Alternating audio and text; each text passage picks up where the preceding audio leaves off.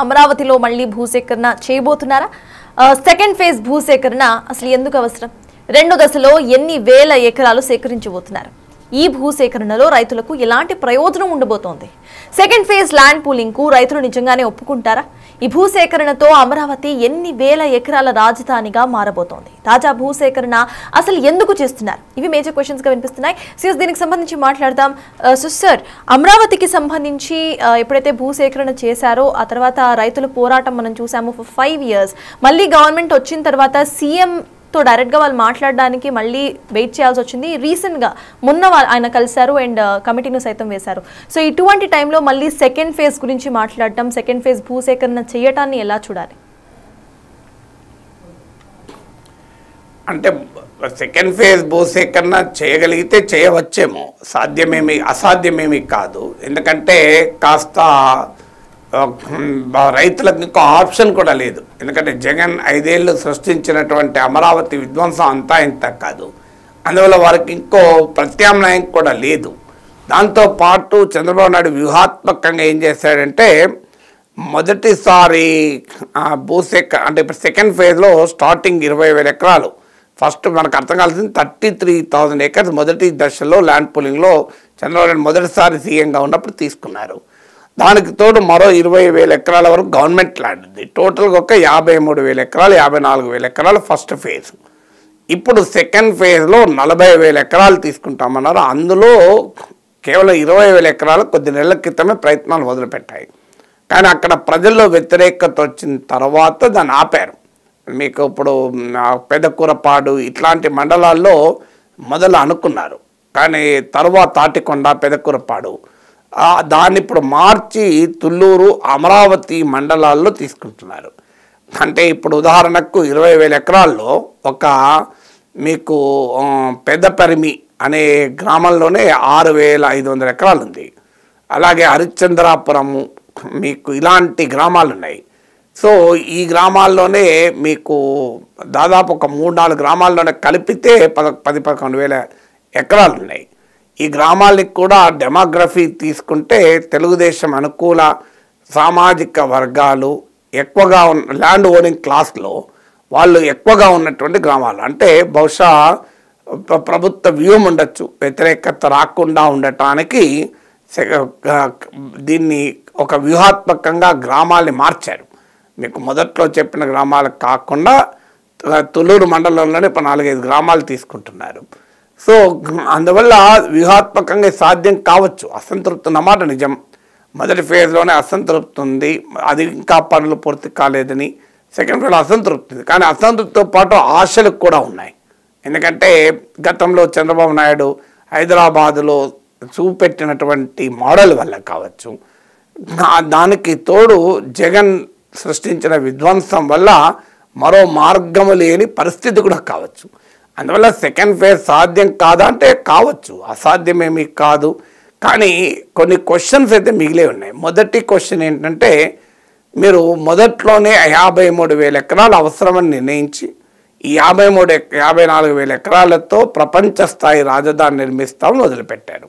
ఇప్పుడు చంద్రబాబు నాయుడు ఏమంటున్నారు, దాంతో మున్సిపాలిటీ మాత్రమే అవుతుంది అంటున్నారు. అంటే మీరు ఫస్ట్ టర్మ్ అధికారంలో ఉన్న సమయంలో చంద్రబాబు నాయుడు విజన్ ఇది ఘోరంగా విఫలమైందని ఒప్పుకుంటారా? మరి మున్సిపాలిటీకి మాత్రమే సరిపోయే విజన్ ఎందుకు వేశారు? అప్పుడేమి విజన్ సరిపోతుందనే కదా 53,000 ఎకరాలు. అసలు 33,000 ఎకరాలు ప్లస్ గవర్నమెంట్ ల్యాండ్ కలిపితే 53,000 ఎకరాల్లో మీరు ఒక ప్రపంచ స్థాయి రాజధాని కడతామని మొదలుపెట్టారు. ఇప్పుడు ఆ 53,000 ఎకరాలతో మున్సిపాలిటీ మాత్రమే అవుతుంది అని ఎందుకు అంటున్నారు? అంటే అప్పుడు విజన్ తప్ప మీరు, ఇది మొదటిది. రెండవది, మొదటి ఫేజ్లో భూములు ఇచ్చిన రైతులకే ఇప్పటికీ పట్టాలు ఇవ్వలేదు. ఆన్ పేపర్ పట్టాలు లేవు. ఆంధ్రజ్యోతి కథనం ప్రకారం రంగులెక్కలే. అసలు ఇప్పటిదాకా ముఖ్యమంత్రి కలవలేదు. ఫస్ట్ టైం ఈ వ్యతిరేకత అసంతృప్తి పెరిగిందని గమనించి ఇటీవల కలిశారు. సో వారికి పట్టాలు ఇవ్వడం కూడా ఎందుకు ఇబ్బంది అవుతుంది?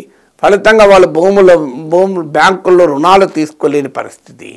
సో అందువల్ల మరి మొదటి దశలో ఇప్పటికీ ప్లాటింగ్ చేసి, ఆన్ పేపరే ప్లాట్లు, భూమి మీద ప్లాట్లు లేవు, ప్లాటింగ్ చేసి మీరు మౌలిక వసతులు కల్పించి ప్లాటింగ్ చేసి ఇవ్వలేనప్పుడు మీరు రెండవ దశలో భూములు సేకరించడం వల్ల ప్రయోజనం ఏంటి?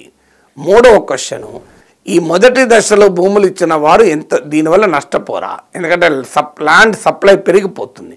ఇప్పటికే గత ఈ రెండవ దశ ల్యాండ్ పూలింగ్ అనుడితోనే క్రయ విక్రయాలు స్తంభించిపోయాయి. మీకు అమరావతిలో రియల్ ఎస్టేట్ ఆల్రెడీ దెబ్బతిన్నది. సో అందుకే నిన్న చంద్రబాబు నాయుడు నమ్మకం క్రియేట్ చేయడానికి హైదరాబాద్ ఎగ్జాంపుల్ ఇచ్చి ₹1,00,000 ఎకరం ఉన్నది కోకాపేటలో 170 కోట్లు అయింది అని చెప్పాడు. ఎందుకంటే ఈ 2-3 మంత్స్లో ధరలు పడిపోయాయి. ఎందుకంటే డిమాండ్ అండ్ సప్లై మారిపోతుంది. ఇప్పుడు ఉదాహరణకు మీకు ఇప్పుడు 54,000 ఎకరాలు ఉంది.